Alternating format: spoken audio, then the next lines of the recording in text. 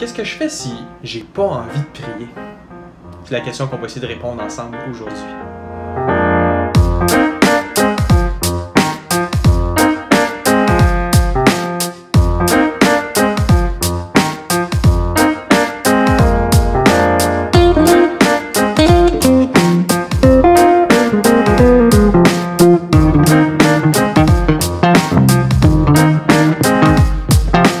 C'est quand la dernière fois que vous êtes dit « Moi, je pense que je prie assez. » Je sais pas pour vous, moi ça s'est jamais produit.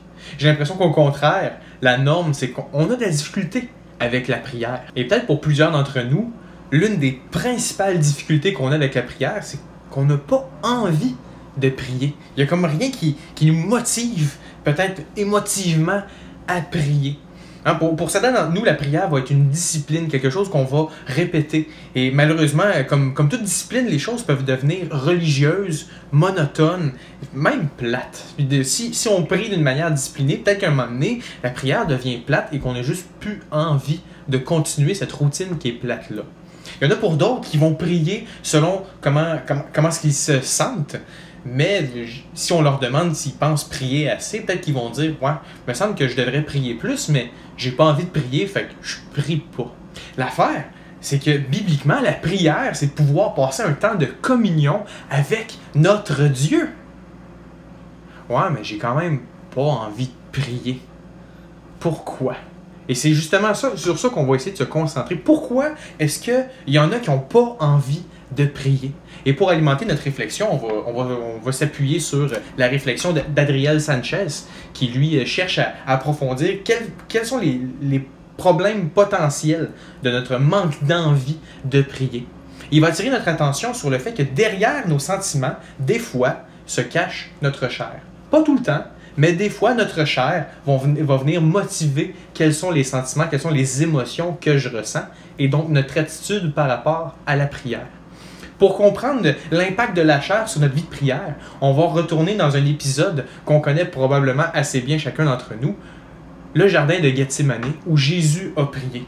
On se rappelle, dans ce contexte-là, Jésus est sur le bord de se faire capturer pour aller se faire crucifier. C'est un moment vraiment intense dans la vie de Jésus, et la prière qu'il adresse à Dieu dans cet épisode-là est extrêmement intense. Mais il faut se rappeler, avant même de parler de la prière de Jésus, il avait emmené avec lui certains de ses disciples et lui avait dit « Veillez avec moi et priez ». Et là, Jésus s'est mis à l'écart et a prié de son côté. Cet épisode-là, on le voit dans Matthieu au chapitre 26. Et voici ce qui est écrit au verset 40 de Matthieu 26.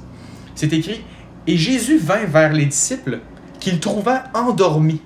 Et il dit à Pierre, « Vous n'avez donc pu veiller 1 heure avec moi? » Jésus, en quelque sorte, il est déçu que ses disciples soient là en train de dormir, alors qu'il leur avait demandé de veiller et de prier avec lui. Surtout dans le contexte où Jésus va bientôt se faire crucifier. Et là, les disciples pourraient sortir des bonnes raisons comme il commence à être tard, on sort de table parce qu'on a célébré la Pâque ensemble, on est pas mal fatigué, là, c'est dur pour nous de prier. Mais avant même que les disciples disent quoi que ce soit, voici ce que Jésus leur dit au verset 41. C'est écrit « Veillez et priez, afin que vous ne tombiez pas dans la tentation. L'esprit est bien disposé, mais la chair est faible. » Jésus reconnaît le problème qu'est notre chair. Notre chair est faible, et à cause de notre chair, on n'aura pas cette motivation-là à veiller et prier comme il a demandé de le faire à ses disciples. Alors, il faut comprendre ici que si on ne désire pas prier, c'est entre autres à cause de notre chair.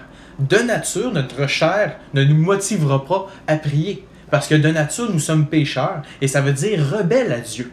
Ce qui veut dire que par défaut, l'être humain ne veut pas passer ce temps de communion-là avec son Créateur. Au contraire, notre chair va nous motiver à chercher plein d'autres activités à part de s'arrêter pour prier avec notre Dieu. Mais une des bonnes nouvelles qu'on voit dans la parole de Dieu, c'est que pour compenser notre chair qui tente de nous éloigner de ce temps de communion-là avec Dieu, on se rend compte que Jésus nous donne son esprit qui, lui, nous motive à prier. En effet, Paul, lorsqu'il écrit aux Galates, a écrit au chapitre 4, verset 6, « Et parce que vous êtes fils, Dieu a envoyé dans nos cœurs l'esprit de son Fils, lequel crie Abba, Père. Donc on se rend compte que bibliquement, c'est pas la chair qui nous pousse à crier à Dieu, mais c'est l'esprit que Dieu place en nous qui nous motive à nous approcher de notre Père céleste. Alors si on retourne dans le contexte du jardin de Gethsémani, peut-être que les disciples avaient des bonnes raisons de ne pas veiller et prier avec Jésus.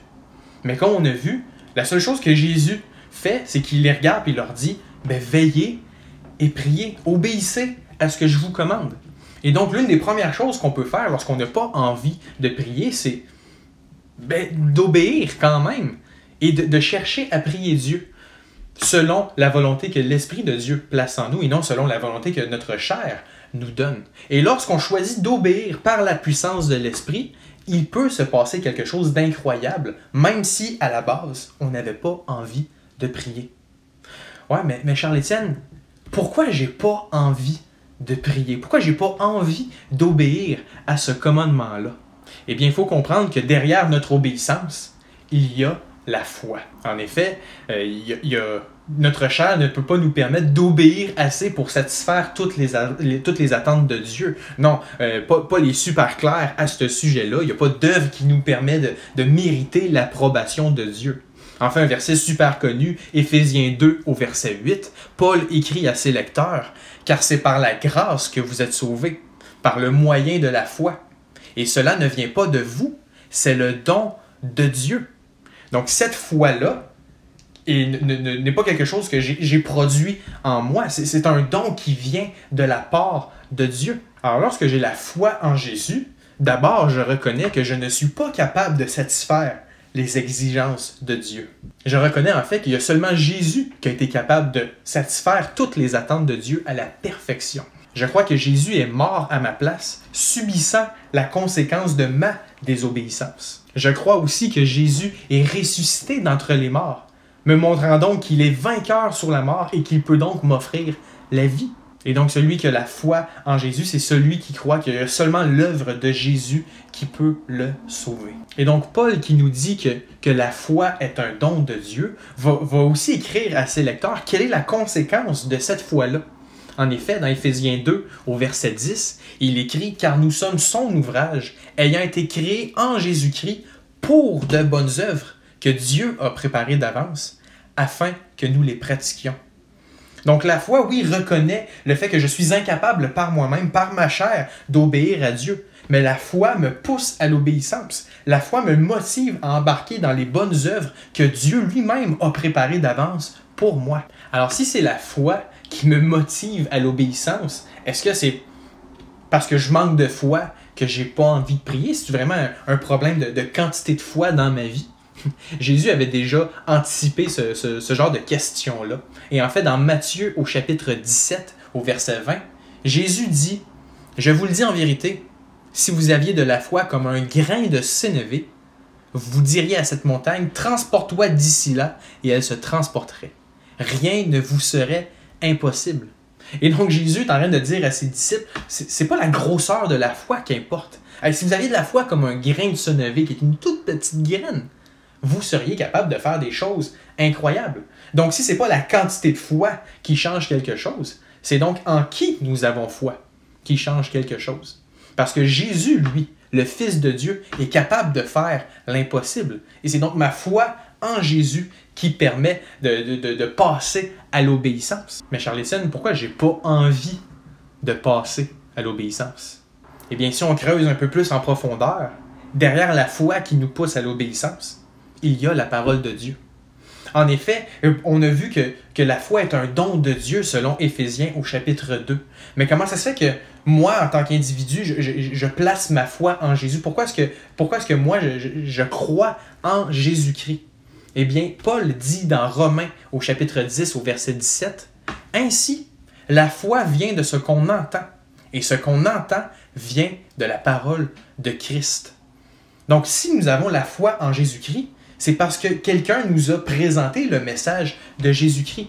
Et ce message-là vient de la Bible. En effet, on ne croit pas en un Jésus qui a été inventé par quelqu'un. On croit au Jésus de la Bible. Et lorsqu'on prie à Dieu, on prie au Dieu de la Bible.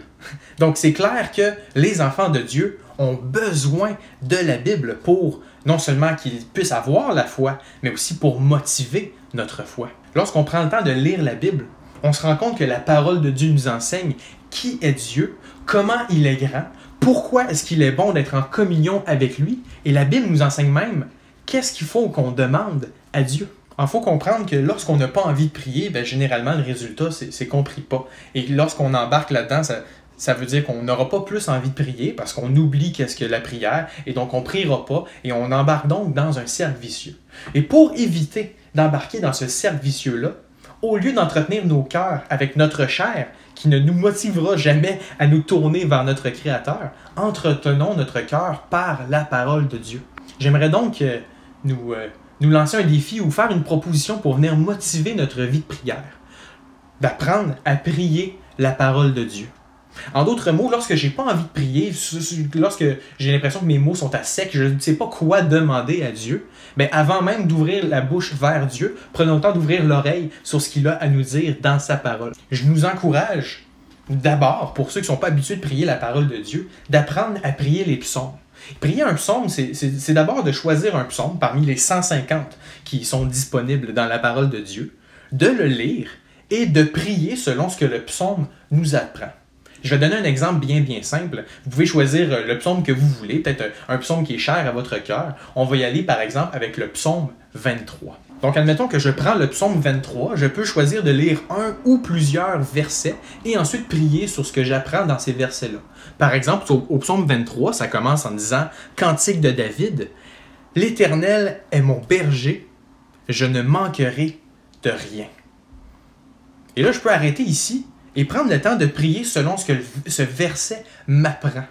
Je peux commencer en louant Dieu, par exemple. On peut lui dire « Merci Seigneur parce que tu es mon berger. Merci Seigneur parce que c'est toi qui prends soin de moi. Merci Seigneur parce que je sais que tu es bon, tu es le bon berger. Et merci Seigneur parce que en tant que berger, tu me guides dans ce monde. » On peut aussi confesser nos manquements à Dieu selon ce qu'on apprend dans ce verset-là. On peut lui dire « Oui Seigneur, je reconnais qu'au lieu de suivre le bon berger, je préfère avancer à ma tête. » On peut lui dire « Seigneur, je reconnais que je te fais pas assez confiance parce que j'oublie que tu es réellement bon et que c'est toi qui prends soin de moi. Seigneur, je reconnais que j'essaye de vivre par moi-même alors que je pourrais te faire confiance. » Et puis on pourrait même prendre le même verset et d'intercéder, c'est-à-dire de prier pour d'autres personnes.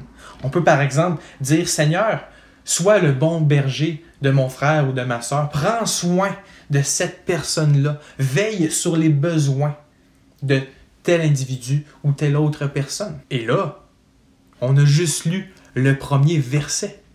Mais lorsqu'on prend le temps d'écouter ce que Dieu a à nous dire avant de parler, ça devient, selon moi, tellement plus simple que d'adresser la parole à Dieu. Et là, vous n'êtes pas obligé de prendre le psaume 23. Je nous encourage à choisir un psaume qu'on aime particulièrement. On a tous des passages de la Bible qu'on aime particulièrement et de nous laisser encourager par ces passages-là afin de nous tourner vers Dieu et de passer un temps de communion avec notre Père céleste. Et puis finalement, tout simplement, si on n'a pas envie de prier, demandons à Dieu qui produise en nous le vouloir et le faire, parce qu'on reconnaît à quel point il est bon que d'être en communion avec notre Créateur.